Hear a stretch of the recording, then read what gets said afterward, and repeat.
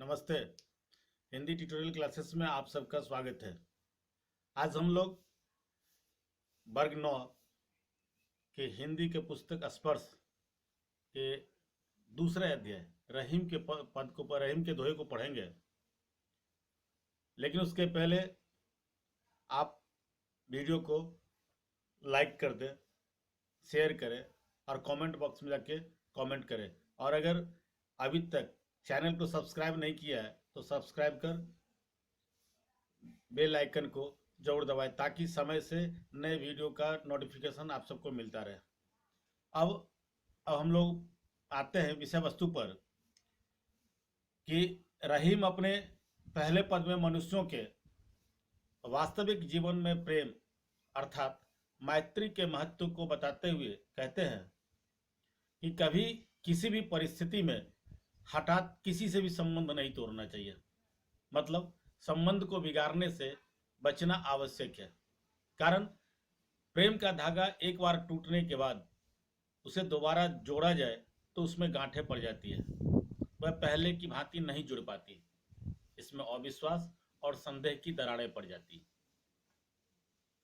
दूसरे पद में रहीम कहते हैं कि हमें अपने मन की बात हमेशा अपने पास ही अर्थात अपने मन में ही रखना चाहिए। अर्थात अपने दुख और तकलीफ के संबंध में किसी से भी कहने नहीं चाहिए, कभी नहीं कहना चाहिए। हमें अपना दुख दूसरों पर इसीलिए प्रकट नहीं करना चाहिए क्योंकि इससे कोई लाभ नहीं होता। अपने मन की व्यथा दूसरों से कहने पर वे उसका मजाक उड़ाते हैं। तीसरे दोहे में कवि जीवन में आध्यात्म के महत्व को रेखांकित करते हुए कहते हैं कि जो व्यक्ति नाना चीजों में अपना मन लगाते हैं उन्हें किसी में भी सफलता नहीं मिलती। कवि की मान्यता है कि ईश्वर एक है, उसकी ही साधना करनी चाहिए और वह मूल है, उसे ही सींचना भी चाहिए। जैसे जड़ को सींचने से फल फूल सब मिल जाते हैं, उसी तरह एक ईश्वर को पूजने से सभी काम सफल हो जाते हैं।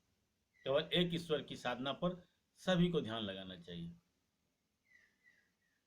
चौथे पद में यानी चौथे दोहे में कवि कहते हैं कि पुरुषोत्तम भगवान राम अपने पिता के आदेश से या फिर अपने पिता के मान को रखने के लिए चित्रकूट में निवास करने चले जाते हैं, अर्थात वहां निवास करते हैं। यानी अपने पिता के वचन को निभाने के लिए अवध नरेश को चित्रकूट जाना पड़ा। अर्थात पिता के आदेश भले ही किसी को कष्टमयी लगता हो पर वास्तव में वे उसे यशस्वी बनाता है। बच्चों का धर्म है कि वो अपने माता पिता के आदेशों का पालन करें।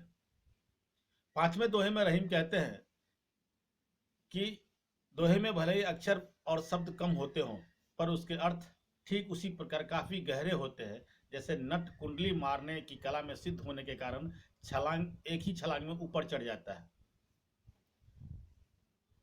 अगले छठे दोहे में कवि सागर की सार्थकता पर प्रश्न चिन्ह लगाते हुए कहते हैं कि सिंधु भले ही कितना भी बड़ा क्यों न हो पर उसके जल जीवों के लिए किसी काम का नहीं। अर्थात वह बड़ाई के काबिल नहीं है।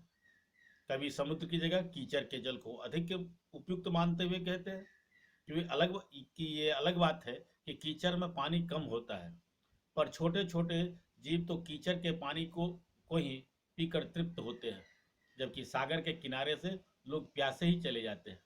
मतलब ये कि कोई कितना बड़ा है या कोई कितना छोटा है ये कोई मायने नहीं रखता, बल्कि समाज के लिए उसकी सार्थकता और उसकी उपयोगिता कितनी है ये अधिक महत्वपूर्ण है।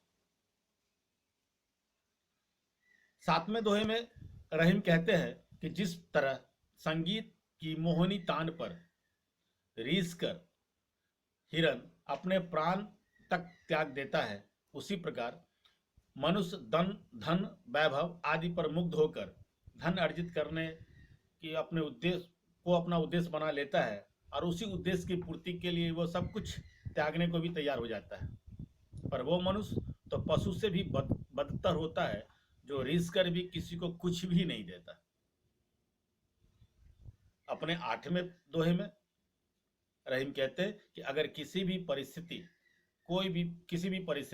कोई बात बिगड़ जाए तो फिर उस बात तो कभी सही वो बात कभी सही नहीं हो सकती। भले ही उसके लिए कोई कितना भी यत्न कर ले। अपनी बात की पुष्टि के लिए वे दूध का उदाहरण देते हुए कहते हैं कि जिस प्रकार दूध एक बार अगर फट जाए तो उससे कभी माखन नहीं निकाला जा सकता, चाहे उसे कितना भी मथा क्यों ना जाए। अर्थात कोई चीज अगर एक बार बिगड़ जाए तो फिर उसे पूर्व की भांति नहीं बनाया जा सकता है। बहुत प्रयास करने के बाद अगर कुछ बन भी जाए तो उसमें कुछ न कुछ कमी कमी रह ही जाती है। नौवें दोहे में कवि कहते हैं कि आदमी स्वाभाविक रूप से जब किसी बड़े को देखते हैं या वे छोटे अर्थात लघु चीजों की उपेक्षा करने लगते हैं, जो बिल्कुल भी सही नहीं है। वे कहते हैं कि दोनों सही है और दोनों की अपनी अहमियत होती है। कोई किसी से ना तो कम होता है और न ज्यादा।